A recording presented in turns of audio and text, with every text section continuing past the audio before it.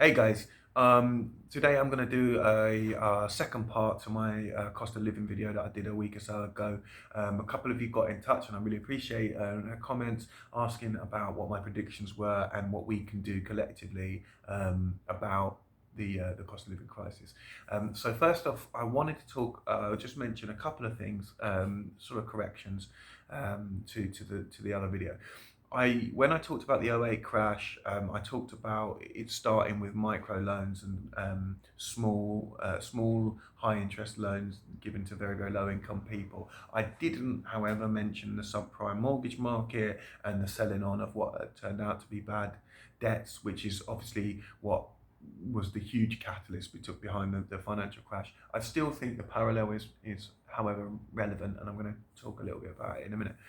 The other thing that I said was that I didn't realise that I was working off of old data for when I was saying was that I said that the average household unsecured debt in the UK is now £5,000.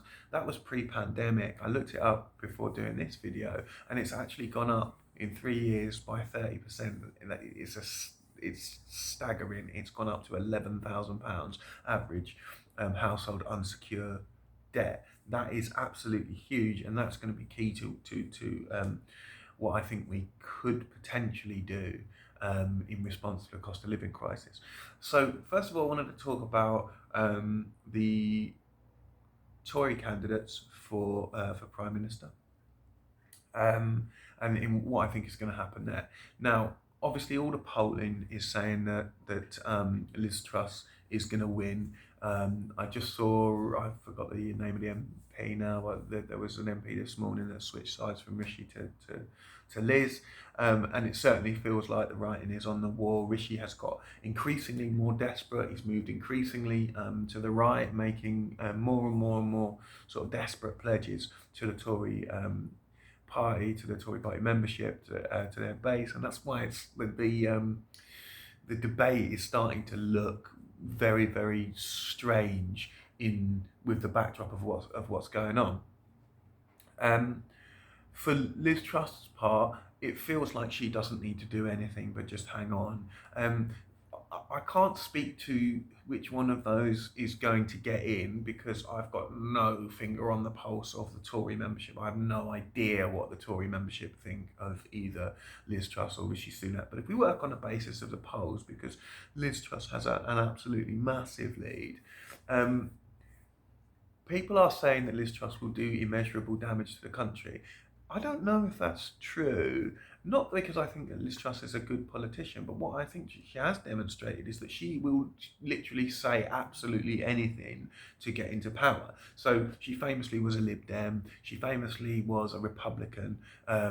She has flip-flopped. Even in this race, she has flip-flopped, come out with a policy, didn't like that one, okay, I've got some more. So she will absolutely go with the court of public opinion. What I think there is a real danger here is in allowing the media and the politicians to discuss the current crisis as if it's an isolated thing. The whole premise of my last video was that the cost of living crisis is 40 years in the making and not 3 years in the making. And what we've seen in the last week is people like, well, someone like Gordon Brown, for example, coming out and managing to sound magnanimous and saying, oh, this is what we need to do.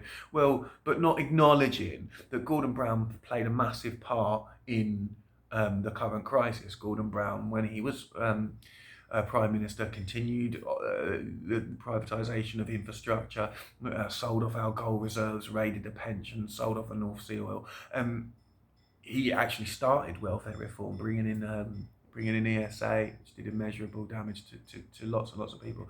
But so I think it's really, really important that we as a collective don't allow the narrative to be driven by the mainstream media and the politicians. We have to be talking about, as the unions are talking about, these issues in the round. We need to be demanding an increase in minimum wage, an end to wage stagnation. We need to be looking at renationalisation over the long term. Yes, there need to be short-term interventions, but we need to make sure that we are constantly talking about these issues as a package of issues.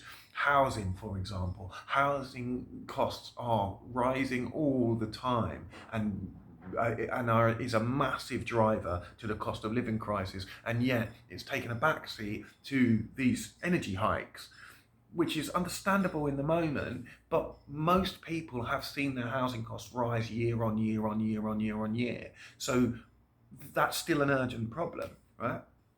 Now, what could we possibly do about it? And you've seen these Don't Pay campaigns. So that the Don't Pay energy campaign has now got over 100,000 people signed up to it. I think that's an absolutely crucial thing to be doing. Things like that. Things like the Enough is Enough campaign that the unions are backing. I think signing up to those, they all help.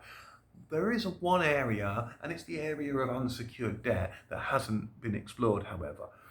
Now, the average household, as I said, has £11,000. That's the average, and bear in mind that how averages work, there's households with no debt. So most people who are in debt are likely to be in much more than £11,000 of debt. If you've got 100,000 people who owed £11,000 to sign up to say, unless we see these large package of redress of social conditions brought in, or some sort of framework on the way to working towards those, we're going to stop paying our debts. 100,000 people at £11,000 a year, that's through 30 billion, right? There is unsecured debt in this country of over 300 billion. You could get a long way. You could go a long way into that, into taking a bite into that large apple, if you got 150,000, maybe even 250,000 people. That's a relatively small number of people in a country of 65 million that could come together and basically say, well, we will, if not collapse the financial system, we will put such a massive dent into it that it will cause deflation and will bring prices down. We'll do that on our own. That could be a huge bargaining chip. All you'd need is an online campaign and a bunch of signatures, people signing up to that. You wouldn't need necessarily for people to do absolutely anything. You would just need a figurehead, because one thing that the politicians have to take into account, they can deal with a business going bankrupt, they can deal with individual issues, riots, and individual sort of campaigns and stuff like that. They can weather that storm. What they cannot abide is financial instability. One thing, if we go back to the Brexit vote, and the card that Theresa May wasn't strong enough to play, was in the immediate aftermath of the Brexit vote, the markets were completely volatile. Now, in my opinion, what Theresa May should have done is say, right, well, we're not going to trigger Article 50. Is it Article 50 or 49? I can never really remember. Anyway, we're not going to trigger that article until the EU negotiate with us. Famously, they said, we're not negotiating until you trigger it. Well, Theresa May should have stared them down, let the markets go crazy and wait, because that's the one thing that politicians absolutely have to appease, is the financial markets. They are essentially their employers. Now, we as ordinary people, we have been saddled with debt. We can use that weakness as our strength. We can club together and say, unless things change, we're going to stop paying it. We're going to stop paying our bills, because ultimately, what's going to happen if you stop paying your debts? If you stop paying your bills, they can cut you off. If you stop paying your rent or mortgage, you can be made homeless. If you stop paying your store cards and credit cards, well, yeah, you can get a CCJ. Okay, it can affect your credit. Yes, that's it. That's it. They can send a bailiff to your house, but legally, if your windows are closed and your doors closed, the bailiff is unable to enter. In fact, it's not even a bailiff, it's a debt collector, because it would just be a CCJ. So yeah, it would be a debt collector. A bailiff or a debt collector does not have the right to break into your property. So you can literally just never open the door, and nothing will happen to you bar your credit rating going down. Now, if, like I say, 200,000 people were to add signatures saying, we're not going to pay any debt unless renationalisation is back on the table, unless a raise of minimum wage is on the table, unless real action to support or drop the price cap is taken around these energy bills, unless we get these things, unless there's something solid in for around housing, unless we get a clear plan and we see this happening, we're gonna take this action. That, I think, would be absolutely massive. I think that would be an absolutely huge lever to be able to pull on any government. It wouldn't matter who was in government. We would be able to drive that. So that's what I think really could happen. What I think will happen if someone doesn't step into this space, if there isn't a credible left-leaning, and it has to be left because we've moved so far to the right, if there isn't a credible left-leaning alternative, what we are going to see is the rise of the far right. We are already seeing it just recently in Italy. It looks like they're going to get a far right government. We've been seeing a resurgence over the last 15 years across Europe of the far right. It's been bubbling in this country for a while now.